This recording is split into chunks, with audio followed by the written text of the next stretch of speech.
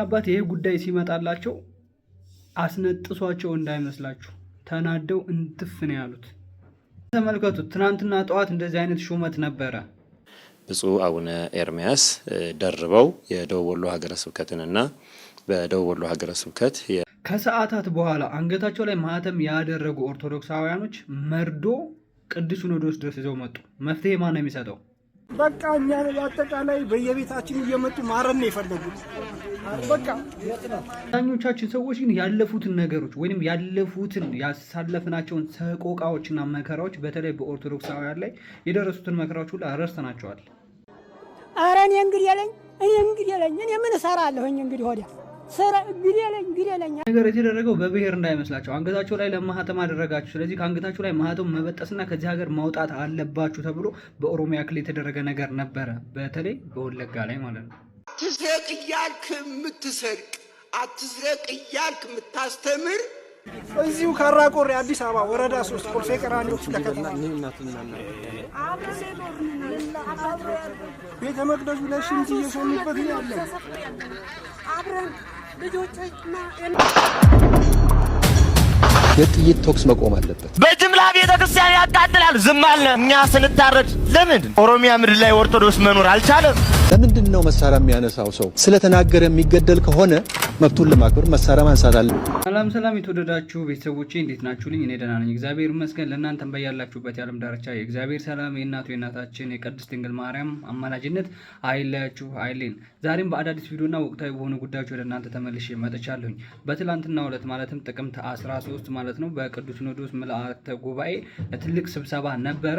በዛም ስብሰባ ላይ እንግዲህ የእርስ በርስ ሹመት ወይንም የአንድ ደብር አስተዳዳሪ ወይንም የአንድ ሊቀ ጳጳስ እዚህም ይህንንም አካባቢ ጨምሮ በጸጋቸው ያገልግሉ የሚባል ሹመት ነበረ ማለት ነው። ከዛ ከሹመት በኋላስ ምንድን ነው የተፈጠረው? አብረን የምናይ ነው የሚሆነው። ጫፍ ላይ ያሳያችሁ ቪዲዮ ሀሳባችን የምንሰጣቸው ቪዲዮዎች ናቸው። በኦርቶዶክሳውያን ላይ ያለው መከራና ፈተና ስቃይና ሰቆቃ አሁንም እየቆመ አይደለም። አሁን ደግሞ በአዲስ አበባ ውስጥ የተጀመረ ነገር አለ። ማለትም ካራ ቆሬ አካባቢ በጣም ኦርቶዶክሳውያን ከዛ አካባቢ እንዲወጡና ማህተማቸውን እንዲበጥሱ እየተደረጉ እየተገደዱ ያለበት አጋጣሚ አለ። ይህን ቪዲዮ በውስጥ የተላከልኝ ስለሆነ ይዤላችሁ መጥቻለሁ ማለት ነው። ሀሳብ አስተያየታችን በደንብ እንሰጥበታለን። ከእናንተ የሚጠበቀው ላይክና ሼር እያደረጋችሁ ሚዲያውን መደገፍና ለብዙ ሰው እንዲደርስ በተለይ ሼር እንድታደርጉ ለብዙ ኦርቶዶክሳውያን ባይሆኑም ሌላ ቤተ እምነት ተከታይ ቢሆኑ ግን ለእምነታቸውና ለተለያዩ እምነቶች ክብር ላላቸው ሰዎች እንዲደርስልኝ እንድታደርሱ በትህትና ጠይቃችኋለሁ። ሼር እያደረጋችሁ ለብዙ አድርሱልኝ። ወደ መጀመሪያው ቪዲዮ ወስዳችኋለሁ። ሰብስክራይብ ለምንድን ነው የማታደርጉት? አሁን አድርጉ። በሰጣችሁ 5 ሰከንድ ውስጥ ላይክ፣ ሼር፣ ሰብስክራይብ አድርጋችኋል ብዬ ተስፋ አድርጋለሁ። ወደ መጀመሪያው ቪዲዮ ነው የምንሄደው። የመጀመሪያው ቪዲዮ ትናንትና በቅዱስ ሲኖዶስ ምልዓተ ጉባኤ ላይ ምንድነው የተደረገው? ከዛ ከሰዓት በኋላስ ምንድነው የተፈጠረው ነገር? ቅዱስ ሲኖዶስ ቢሮ ድረስ ወይንም ከስብሰባ ሲወጡ ድረስ ህዝቡ ግልብጥ ብሎ ከካራ ቆሬ መጥተው ይህን ቪዲዮ ተመልከቱልን እያሉ ያሳዩቸው አጋጣሚ አለ። ስለዚህ መልሳቸው ምንድነው? የብፁዓን አባቶች አብረን ምናይ ይሆናል። ወደ መጀመሪያው ቪዲዮ ልሰዳችሁ። ብፁዕ አቡነ ኤርሚያስ ደርበው የደቡብ ወሎ ሀገረ ስብከትንና በደቡብ ወሎ ሀገረ ስብከት የከሚሴ የኦሮሞ ብሔረሰብ ልዩ ዞን ደርበው እንዲመሩ ምልዓተ ጉባኤ የቅዱስ ሲኖዶስ ምልዓተ ጉባኤ ወስኗል። ብፁዕ አቡነ ቶማስ የአዊ እና የመተከል አህጉረ ስብከት ሊቀ ጳጳስ የምስራቅ ጎጃም ሀገረ ስብከትን ደርበው ካሏቸው ሀገረ ስብከቱ ጋር በመደረብ የምስራቅ ጎጃም ሀገረ ስብከትን እንዲይዙና እንዲመሩ ምልዓተ ጉባኤው ወስኗል። በዛሬው ጥቅምት 13 ቀን 2018 ዓመተ ምህረት ውሎው በአጀንዳ ተራ ቁጥር 5 እና አጀንዳ ተራ ቁጥር 6 ላይ በሁለት አጀንዳዎች ውይይት በማድረግ ውሳኔዎችን አሳልፏል።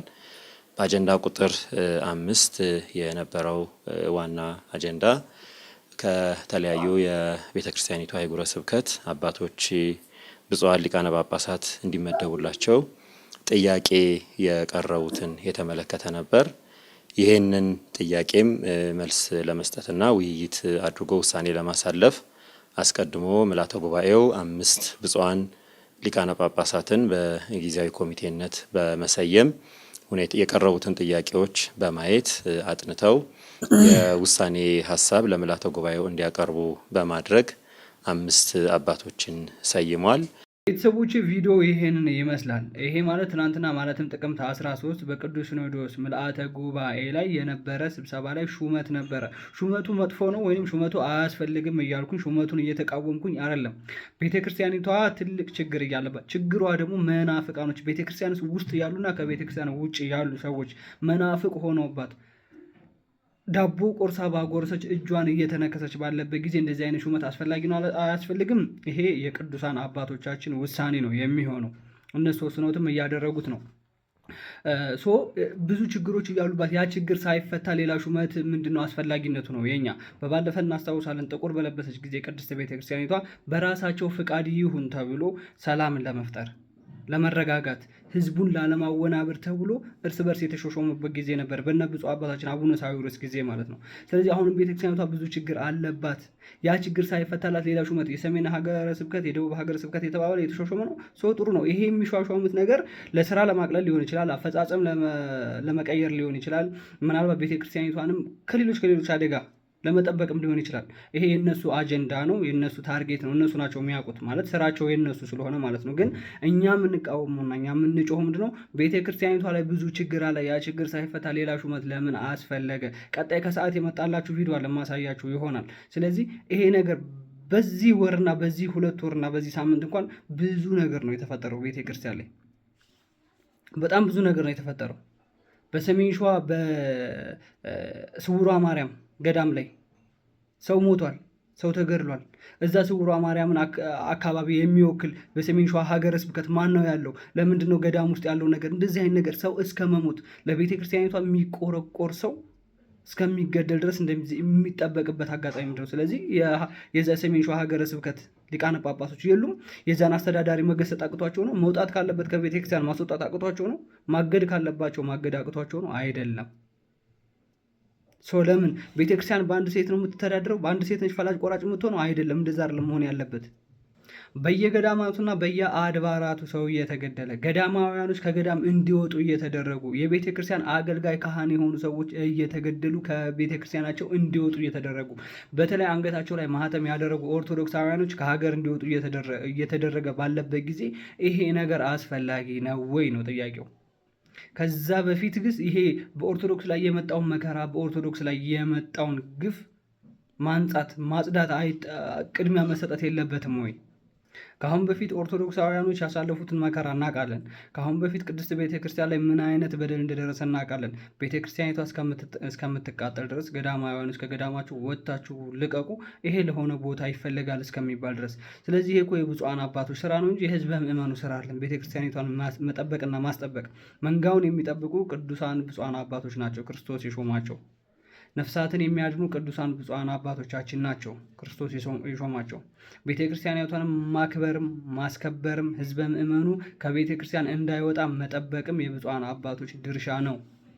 እንደዚህ አይነት ነገር ጥያቄዎች ሲመጡ መልሳችሁ ምንድን ነው የሚሆነው? ቀጣይ ማሳያችሁ ቪዲዮ አለ። በነገራችን ላይ ትናንትና ከሰዓት ምንድን ነው የተፈጠረ የሚለው ነገር እዚሁ አዲስ አበባ ላይ ካራቆሪ አካባቢ፣ ከካራቆሪ ጀምሮ በቪዲዮ መረጃ የያዙ ሰዎች ናቸው የመጡት ቅዱስ ሲኖዶስ ቢሮ ድረስ ከስብሰባ ሲወጡ ማለት ነው። ስለዚህ ቤተክርስቲያኒቷ ላይ በጣም ፈተና የደረሰ ነው። ቤተክርስቲያኒቷ ላይ መከራ የደረሰ ነው። በተለያዩ ሀገሮች ላይ ኦርቶዶክሳውያን የሆኑ ሰዎች እየተገደሉ ነው፣ እየታረዱ ነው፣ እየታገቱ ነው።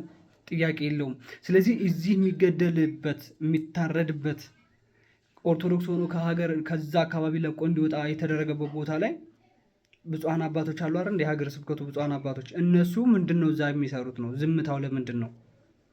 ቤተክርስቲያን ላይ የሚመለከታቸው 2-3 ብፁዓን አባቶች ናቸው። እነ ብፁዕ አባታችን እና አቡነ ሄኖክ፣ እነ ብፁዕ አባታችን እና አቡነ ኤርሚያስ፣ እነ ብፁዕ አባታችን እና አቡነ ናትናኤል ብቻ ናቸው? አይደሉም። ብፁዕ አባታችን አቡነ ማትያስ ብቻ ናቸው? አይደሉም። ሌሎች ብፁዓን አባቶች በየሀገረ ስብከቱ የተሾሙ እኮ አሉ፣ በየሀገሩ የተሾሙ እኮ አሉ። በጣም የሚያሳዝነው ደግሞ ሰሜን ሸዋ ላይ እየተደረገ ያለው ነገር፣ ስውሯ ማርያም ላይ እየተደረገ ያለው ነገር፣ ጉዞ አዘጋጅን ቤተክርስቲያኒቷን እንጠቅማታለን እያሉ የሚያጭበረብሩ ሰዎች፣ ሰው እንዲሞት ሰው እንዲገደል የሚፈልጉ ሰዎች፣ ቤተክርስቲያኒቷን እንደ ግል ለራሳቸው ገዝተናታል አይነት ነገር ብለው ሌላ ስሜት ውስጥ የሚጫወቱ ሰዎች፣ እህተ ማርያም አጸደ ማርያም የምትባል። ስለዚህ ይሄ ነገር የብፁዓን አባቶች የዛ ሀገረ ስብከት ብፁዓን አባቶች የሉም ወይ? የሰሜን ሸዋ ሀገረ ስብከት ምንድን ነው ስራቸው? ይሄ ነገር እነሱ ጆሮ ሳይደርስ ቀርቶ ነው? በየቀኑ በየወሩ በየሳምንቱ መሿሿምና ስብሰባ ማድረጉ ምንድነው አስፈላጊነቱ? ይሄ የቤተክርስቲያኗ ችግር ሳይቀረፍ ሌላ ስብሰባ፣ የቤተክርስቲያኗ ችግር ሳይቀረፍ ሌላ ሹመት እርስ በርስ፣ የቤተክርስቲያኗ ችግር ሳይቀረፍ አንዱ የሚፈልገውን ቦታ እዛ ቦታ ላይ ተቀመጥ፣ ይሄን ሀገረ ስብከት ምራ የሚባል ነገር ይሄ አስፈላጊ ነው ወይ? የቤተክርስቲያኗ ችግር መቀረፉ ቅድሚያ መሰጠት የለበትም ወይ ነው? ኦርቶዶክስን አንገቱ ላይ ማህተም ያደረገ ሰው እየተሰቃየ ያለው በብፁዓን አባቶች ምክንያት ነው። ብፁዓን አባቶች አንዱ ብፁዓን አባት ይሄ ቦታ ላይ ካልተሰጠኝ ተብሎ እናስታውሳለን። ዓመት 2 ዓመት በፊት ጦርነት ቤተክርስቲያን ጥቁር እንደለበሰች ያ ነገር በማነው? በብፁዓን አባቶች የተነሳ ነው። ስለዚህ አሁንም እኮ የብፁዓን አባቶች ችግር እኮ ነው። ካራቆሬ ላይ እንደዚህ አይነት ሰው ከዛ ውስጥ ውጡ፣ ቤተክርስቲያኑ መቅደስ ላይ ሽንት እስከሚሸና ድረስ ቤተክርስቲያን ውስጥ ያሉ ጉባኤ እየተሳተፉ ያሉ እየዘመሩ ክርስቶስን እያመለኩ ያሉ ሰዎች ውጡ እስከሚባሉ ድረስ አትፈለጉም፣ ቤተክርስቲያን ውስጥ እስከምትባሉ ድረስ። ይሄ ነገር ማን ነው ሰላም የሚያመጣው? ብፁዓን አባቶች ለምንድነው መግለጫ የማያወጡት? ቤተክርስቲያኒቷ ከባለፈው ጥቁር ከመልበሷ ይልቅ የአሁኑ መደፈሯ ቤተክርስቲያኗ እየባሰ አልመጣም? እየባሰ መጥቷል። የነ ብፁዕ አባታችን አቡነ ሳዊሮስ ጊዜ ነበር ጥቁር መልበስ ያለባት አይደለም፣ የራሳቸው ጉዳይ ነበር እነሱ። አሁን ነበር ጥቁር መልበስ ያለባት። አሁንማ ቤተክርስቲያን የተደፈረች ያለችው በውጭ ሰዎችስ ቢሆን የዛን ጊዜው ለምንድነው አሁን የማይመለሰው? ቤተክርስቲያኒቷ ጥቁር ለምንድን ማትለብሰው? ብፁዓን አባቶች ዝም የሚሉት ለምንድን ነው? አንድ አባት ብቻ ነው ተናጋሪ? 2 አባት 3 አባት ብቻ? እነ ብፁዕ አባታችን አቡነ ናትናኤል፣ እነ ብፁዕ አባታችን አቡነ ኤርሚያስ፣ እነ ብፁዕ አባታችን አቡነ ሄኖክ ብቻ ናቸው መናገር ያለባቸው ለቅድስት ቤተክርስቲያን? ሌሎቻቸው አይመለከታቸውም? ላሳያችሁ። ቀጣይ ከሰዓት የመጣላቸው ከስብሰባቸው በኋላ ወይም ከሹመታቸው በኋላ በቪዲዮ ማስረጃ የቀረበ ነገር የመጣላቸዋለ ለብፁዓን አባቶች። መልሳችሁ ምን ይሆን? እኔም ናፍቆኛል። እናየው። አባቶቻችን እኛ ክርስትናችን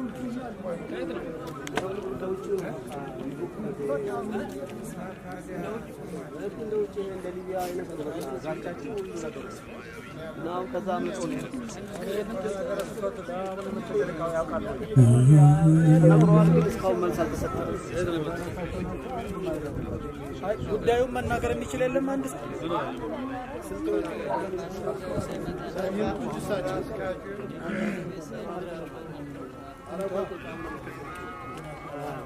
አሮጊቶች ናቸው ትንሽ ጠጋ ብሎ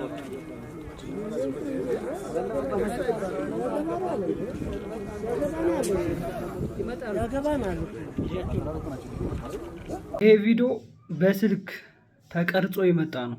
በስልካቸው ቀርጸው ብፁዓን አባቶች ፊት እያሳዩት ቤተክርስቲያን ላይ ምን አይነት መከራና ምን አይነት በደል እየደረሰ እንደሆነ ቤተክርስቲያን ላይና ቤተክርስቲያን እምነት ተከታዮች ላይ ኦርቶዶክሳውያኖች ላይ እዚሁ አዲስ አበባ ውስጥ ካራ ቆሬ ወረዳ 3 ቀጣይ ቪዲዮ አሳያቸዋለሁ። ካራ ቆሬ እዚሁ አዲስ አበባ ላይ ማለት ነው። ስለዚህ ኦርቶዶክስ አንገት ላይ ማተብ ካለ ትነቃለህ። ብፁዓን አባቶች መልስ እንዲሰጡ እንፈልጋለን። መልሳችሁ ምን ይሆን? አሁን ነው የናፈቀን መልስ። በአይናችሁ ያያችሁት ቪዲዮ እየመጣ ነው። ምናልባት ቲክቶክ ላይ ወይንም ሌሎች ሶሻል ሚዲያዎች ላይ እየተለቀቀ ያለ ነገር ቅንብር ነው ወይንም ኤዲት ነው፣ በኤዲት የመጣ ነገር ነው ብላችሁ ልታምኑ ትችላላችሁ። ይሄ ሰውየው ራሱ በስልኩ ቀርጾ ይዞላችሁ መጣ። ቤተክርስቲያን ላይ ምን እየተሰራ እንደሆነ፣ ውጡ እየተባሉ እየተገፉ ትገደላላችሁ፣ ትታሰራላችሁ እየተባሉ እንደሆነ እዚሁ አዲስ አበባ ውስጥ ክፍለ ሀገር ውስጥ ርቋል እንበል፣ ኦሮሚያ ክልልም ተውት ርቋል እንበል፣ አማራ ክልልም ርቋል፣ ትግራይ ክልልም ርቋል እንበል፣ ተውት። እዚህ አዲስ አበባ ውስጥ ያለው ግን መፍትሄ ያስፈልገዋል። ከዚህ በላይ ምንም አይነት ማስረጃ አይመጣም። ቀጣይ የቤት ይመጣል ማለት ነው። ቀጣይ ኦርቶዶክስ ከሆንክ ቤት ይመጣል። መከራ በዝቷል በጣም። ኦርቶዶክሳውያን የሆኑ ሰዎች መከራችን በጣም ነው የበዛው። ወለጋ ላይ ስንት ኦርቶዶክሳውያን የተጨፈጨፈው በባለፉት ዓመታት በተለያዩ ሀገር፣ አማራ ክልል፣ ትግራይ ክልል ላይ ኦርቶዶክስ አንገቱ ላይ ማህተም ያደረገ ሰው ማነው እንደዚህ ያደረገው ሲባል ራሱ ኦርቶዶክስ የሚባል ነገር አለ። አዲስ አበባ ውስጥ አሁን ይህን ነገር ማነው እያደረገ ያለው? ይሄንን ነው መልስ የምንፈልገው። ይሄንን ነው እኛ ባለ ማህተሞች መፍትሄ የምንፈልገው። ጠላትና ወዳጅን የምንለይበት አሁን ነው። እዚሁ አዲስ አበባ ውስጥ ስለመጣ የክፍለ ሀገሮች ሩቅ ቦታ ያሉት ምናምን ጨርሰዋል። አሁን እዚህ ከተማ ውስጥ ነው የመጡት። እንመልከተው። ቀጣይስ እስኪ እኔ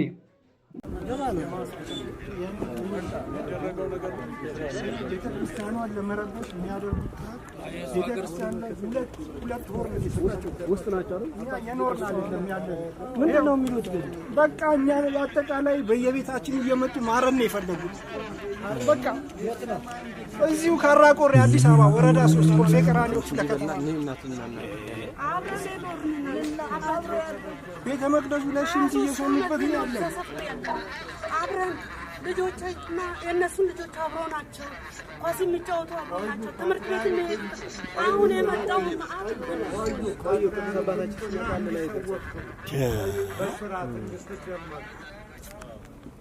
የፖሊስ አካል ይመጣል። የፖሊስ አካልን ደግሞ እንዴት እንደሚያደርጉ እነሱ ከማን ወገን ናቸው? ፖሊሶቹ ይመጣሉ፣ እነሱ ጋር ይታገላሉ። አሁን እዚህ ጋር እየታገሉ ነው። መተን እንውረራችሁ ነው እኛን እያሉ ያለ። እኛ ክፍለ ሀገር ተዋህደ እንጂ እዚህ ሊፈጸም ነው ይሄ ቀበሌው ስራ እዚህ እየሆነ ነው። ሙስሊም ነው እሱ ነው ተልኮ እያደረገ እንደዚህ ነው ዋና እዚሁ ከተማ ውስጥ ራሱ እዚሁ ከተማችን ውስጥ ሌላ አጀንዳ ቀስቃሽ ሰው እንዳለ በዚህ መረዳት ትችላላችሁ። ሃይማኖት ከሃይማኖት እንዲጣላ፣ ብሔር ከብሔር እንዳይስማማ፣ ኦሮሞና አማራ ጦርነት እንዲያነሳ፣ ትግሬ ከአማራ፣ ትግሬ ከኦሮሞ በቃ ሀገር ሰላም እንዳትሆን የሚፈልግ አካል እንዳለ በዚህ መረዳት ይችላል። ሌላ ፖለቲካ ሲሆን በሃይማኖት ይመጣሉ ማለት ነው። በተለይ ኦርቶዶክስ ላይ ነው ይሄ ነገር። በነገራችን ላይ በዛው ኦርቶዶክስ ላይ ነው። እስኪ ማንኛው ሃይማኖት ነው ወይንም ማንኛው እምነት ተከታይ ነው ሌሎች ቤተ እምነትን ሲነቅፍ የምታዩት? ሙስሊምን ሲነቅፍ ያየችው ሰው ማን ነው? እስኪ ወንድ ነህ፣ እስኪ ሙስሊምን ሂድና የእስልምና እምነት ተከታይ የሆነ ወይንም መስጊድ ውስጥ ሂድና እስኪ ረብሽ ገጀራ ይዞ እቤት ይመጣላል። እስኪ ወንድ ነህ፣ የእስልምና እምነት ተከታዮችን ተሳደብ። ምን እንደሚያደርጉ እነሱ ራሳቸው ያውቃሉ።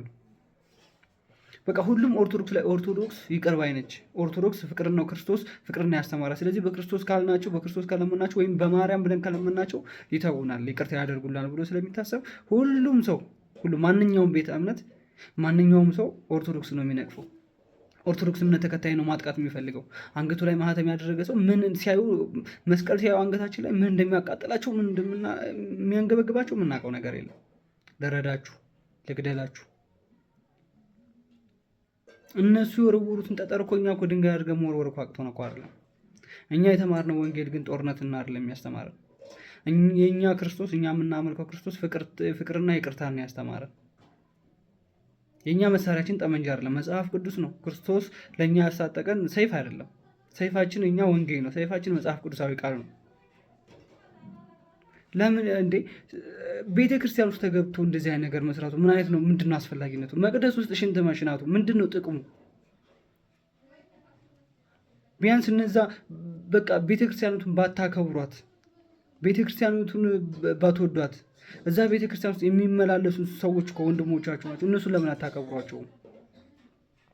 አታከብሯት ቤተ ክርስቲያን። አታምልኩ በክርስቶስ ግን በክርስቶስ የሚያመልኩትን ሰዎች ማክበር አለባችሁ። እንደናንተ ሰው ናችሁ፣ ወንድሞቻችሁ አብራችሁ በልታችኋል፣ ጠጣችኋል፣ አንድ ገበያ ላይ ተገናኝታችኋል፣ አንድ ቤት ውስጥ ኖራችኋል፣ አንድ ግቢ ተከራይታችሁ ኖራችሁ ሊሆን ይችላል። አንድ ሀገር ላይ ነው የምትኖሩት። ተመሳሳይ አስተሳሰብ ሊኖራችሁ ይገባል። ይሄ አሁን እኛ የምንሄደው ወደ መንግስትና ወደ ብፁዓን አባቶች። ብፁዓን አባቶች ከመንግስት ጋር ያላቸው ኮንታክት በጣም ቅርብ ስለሆነ ብፁዓን አባቶች ከመንግስት ጋር ያለው ነገር ተወያይቶ መልስ እንዲሰጡ እንፈልጋለን። አዲስ አበባ ውስጥ ለኦርቶዶክሳውያን የመጣ ሌላ ቤተ እምነት እኮ አይመለስም። ኦርቶዶክስን ጠል የሆነ ፕሮቴስታንትን የሚወድ አይደለም። መስጊድን እስልምና እምነት ተከታዮችን የሚወድ አይደለም። ኦርቶዶክስን ጠል የሆነ ለሀገር ባለውለታ የሆነችውን ቅድስት ቤተክርስቲያን ማፍረስ የሚፈልግ ህዝበ ምዕመኑን ማጥፋት የሚፈልግ ለሀገር የሚጠቅም ሰው አይደለም። ኦርቶዶክስ እኮ ነች ለሀገር ባለውለታ የሆነች። ፊደል ቀርጻ ያስተማረች እኮ ኦርቶዶክስ እኮ ነች።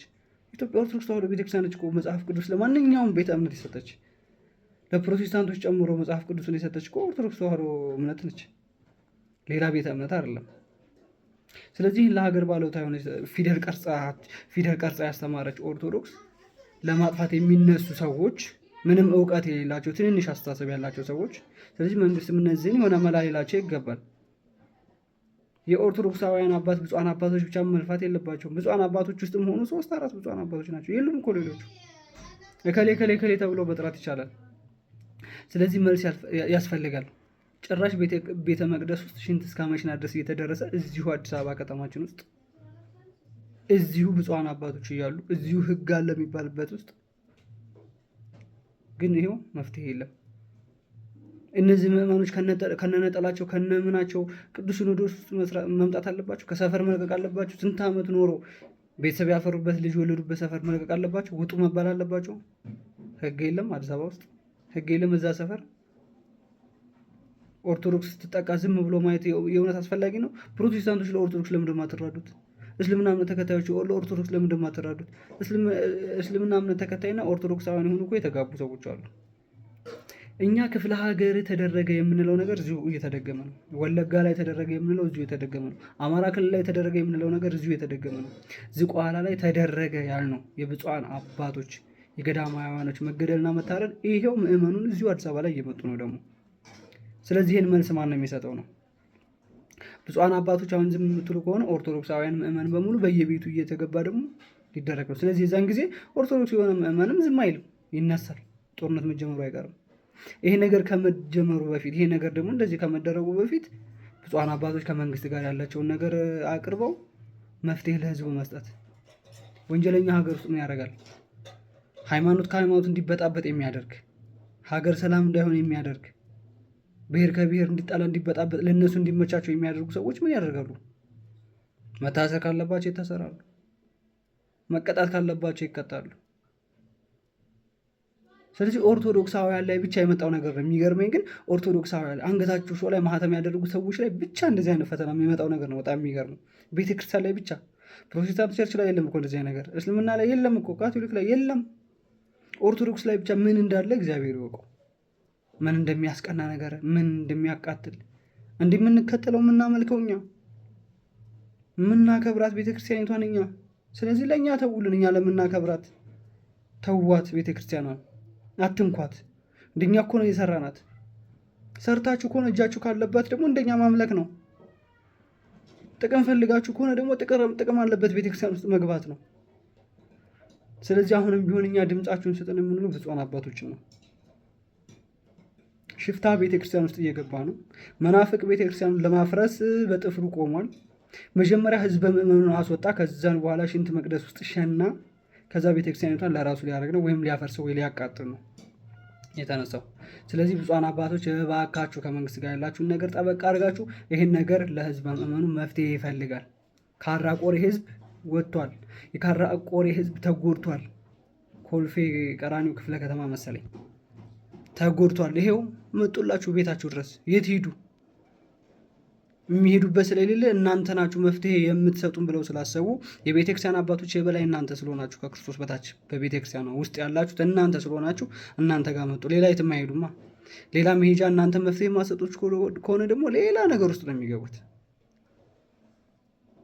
ስለዚህ ባካችሁ መፍትሄ ለህዝቡ ይሰጥ። ለካራ ቆሬ ህዝብ አዲስ አበባ ውስጥ እየተገባ ነው ይሄ ነገር። ማንኛውም ቤተክርስቲያን ላይ ያለ በነገራችን ላይ ስላልበዙ ነው እንጂ ማንኛውም ቤተክርስቲያን ውስጥ ሐዲሶችና መናፍቃኖች አሉ። ማንኛውም ኦርቶዶክስ በየደብሩ ውስጥ አሉ።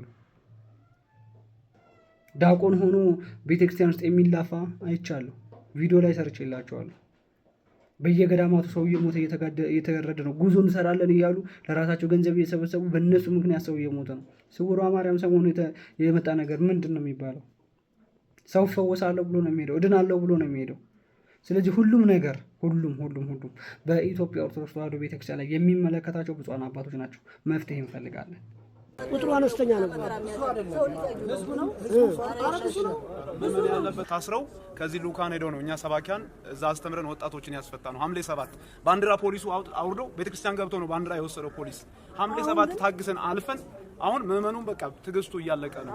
አሁን ከፊት ባለፈው 3 ቀን ጉባኤ አዘጋጅተን ሁለት 7 ማታ ምሽት ላይ ከዛ ወጥቶ ሜዳው ላይ መጡ። ምሽት ላይ የዛኔማ እልቂት ነበር የሚነሳው ፖሊሶቹ ባይደርሱ። ህዝቡ በጣም ጧፍ አብርቶ ጉባኤ ላይ ነበር። ከየቤታቸው ወጡ። ፖሊስ ተደውሎለት ነው የመጣው። እንደገና ደግሞ አካባቢው በጣም የሚያሰጋ ነው። ለደህንነት እንኳን ተጭኖ ምን እንደሚገባ በጥቁር መኪና እንደዚህ አይነት ስጋት አለ። የተለያዩ ንብረቶችን እያስገቡ ነው። በጣም ከባድ ነገር አለ። ህዝቡ ራሱ ለራሱም እየሰጋ ነው ያለው አሁን። ቅድስት ቤተክርስቲያንም እናንተም ስሙን ሊያልቅ ነው። እንግዲህ የክፍሉ ሊቀ ጳጳስ ተናገሩ። መስጊድ በ3 ቀን ሰርተው ሌቱንም ቀኑንም እያስጮሁ ሽንታቸውን መደረግ የማይገባው ቅድስት ቤተክርስቲያን እያሸኑ ሌቱንም ቀንም እየጮሁ ጋር ደግሞ ተመለከታችሁ መምህሮች፣ ሰባኪያን ወንጌሎች፣ የቤተክርስቲያን አስተማሪዎች እየሄዱ ወጣቶችን እያስፈቱ ነበር። እዚህ ጋር ደግሞ እየሰሩ ያሉት የእስልምና እምነት ተከታይ የሆኑ ሰዎች ናቸው። ቤተክርስቲያን ለማፍረስና መቅደስ ጥግ ላይ ሽንታቸውን እየሸኑ ያስቸገሩት መስጊዳቸውን ተክለው ሌሊቱንም ቀኑን እያስጮሁ ይኸው እኚህ እናቶች ተናገሩ። መስጊድ ይተክላሉ አላህ ምናምን እያሉ እየጮሁ ሰው መተኛት አልቻለም።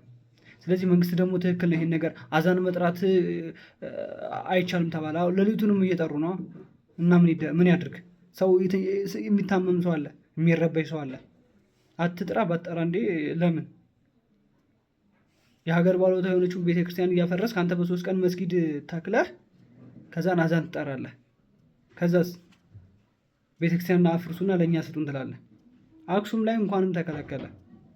እንኳንም ሂጃ ለብሶ ቤተክርስቲያን ውስጥ ትምህርት ቤት አትገቡም ተባለ። እንኳንም እኛ ኦርቶዶክሳውያኖች ለእስልምና በጣም ነበር የምንቆረቆረው።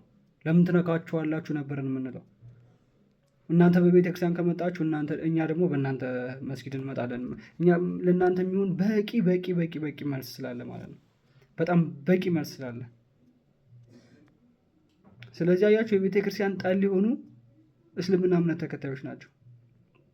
ይህንን በምንድን ነው ያደረጉት? ይሄ ዘር የተዘራው በምንድን ነው? በባለፈ መካነ ሰላም ላይ እንደዚህ የእስልምና እምነት ተከታይ የሆኑ ሰዎች መስጊድ ውስጥ ገብተው ገደሏቸው። ማን ሲባል አንገቱ ላይ ማህተም ያደረገው ኦርቶዶክስ ነው። ከዛስ ስለዚህ ኦርቶዶክስ እንደዚህ እናፍርስ እንደዚህ እናደርግ። ምን አደረገች ኦርቶዶክስ ቤተክርስቲያን? የታያችሁ ከጊዜው ጋር ሲጀምር ከጊዜው ጋር አይደለም እየሄድን ያለ ነው። አሁን ጊዜው በጣም የከፋ ጊዜ ነው። የጦርነት ጊዜ ነው። ጦርነት የተስፋፋበት ጊዜ ነው። ስለዚህ ይሄ ብሔር ከብሔር እንዳይስማማ የሚፈልግ አካል አለ ብለን ማሰብ ስንችል፣ ስለዚህ አንገቱ ላይ ማህተም ያደረገ ሰው እኔ እኮ ማህተሜን ይሄን እኮ አውጥቼ ሙስሊም ነኝ ብዬ ኦርቶዶክስን መሳደብ ይሄ ማለት እኮ ነው። ስለዚህ እኔም እስልምና እምነት ተከታዮችን እንዲጠሉ ማድረግ እችላለሁ ማለት ነው። እንደዛ አይደለም መሆን ያለበት። ይሄ አጀንዳ ቅስቀሳ ነው። እስልምና እምነት ተከታዮች ደግሞ በኦርቶዶክስ ላይ እንደዚህ አይነት ነገር በጥፍራችሁ ቆማችሁ ኦርቶዶክስን ለማጥቃት የምትፈልጉ ከሆነ በማጥቃት እኛ ኦርቶዶክሳውያን እንመልጣለን፣ በመልስ እኛ ኦርቶዶክሳውያን እንመልጣለን። እናንተ ከያዛችሁት ገጀራ በላይ እኛ መጽሐፍ ቅዱሳዊ የሆነ መሳሪያ የክርስቶስ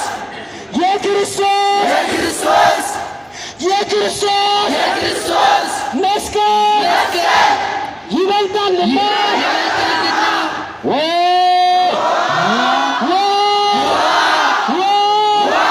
ቤተክርስቲያን ሆይ ድረሳሽ ሰይፍ ይዘናል። ክርስቶስ ያሸከመን ትልቅ ሰይፍ አለ። መጽሐፍ ቅዱስ የወንጌል ገጀራ አይደለም፣ እኛ ጠመንጃ አይደለም። እኛ መሳሪያ ወንጌል ነው መሳሪያችን። ክርስቶስ ለእኛ የወንጌል ሰይፍ ነው የሰጠን።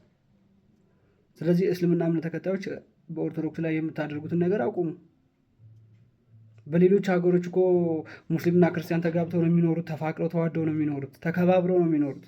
እንዴ ሙስሊምና ክርስቲያን እኮ ግሼን አብረው የሄዱበት አጋጣሚ አለ። በዚህም ዓመት አንድ ወንድማችን እስልምና እምነት ተከታይ ይሆናል ግሼን ደርሼ መጣሁ ያለ። መከባበር እኮ ነው፣ መዋደድ እኮ ነው። ይሄን ነገር ለማን ትታችሁት ነው? ስለዚህ ክርስትናን ግን ለማጥፋት በጥፍሩ የሚቆም ሰው ብዛቱ፣ ኦርቶዶክስን ለማጥፋት። ኦርቶዶክስ ደግሞ አሁን አይደለም በእነ ግራኝ አህመድ በኖህ ጊዜም አልፋ እዚህ ደርሳለች። አሁንማ ጠንክራለች፣ ከዚህ በላይ ትበዛለች። ገና የሚጠፉት ይታወቃሉ እነሱ ራሳቸው።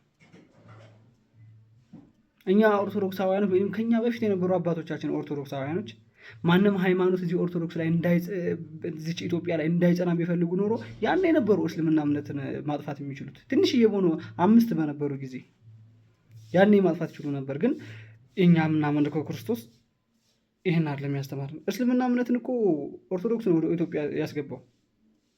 ይብዙ እንዲኖሩ ስለተፈለገ። ስደተኞች ናቸው፣ ባጥሩ እንግዳ ናቸው። ይሄ ግልጽ ነው። ይሄ ምንም የሚጠየቅም ታሪክ ላይ የተጻፈ ነገር ነው።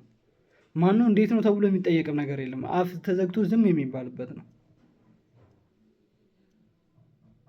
ስለዚህ ፕሮቴስታንቱም መናፍቁም እስልምና እምነት ተከታዩም ተንጠልጥሎ ኦርቶዶክስ ላይ ምን ታድርግ?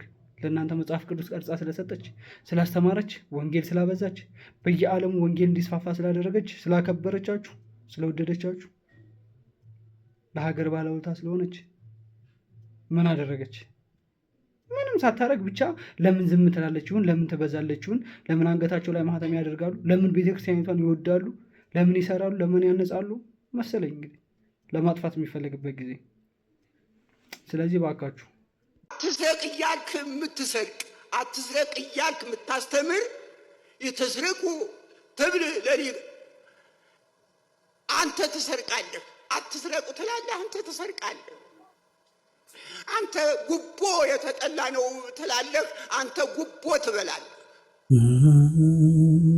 ይህ ነው ብፁዕ ቅዱስ አባታችን አሞጽ እውነትን ጠላችኋት፣ ጉቦ ትበላላችሁ፣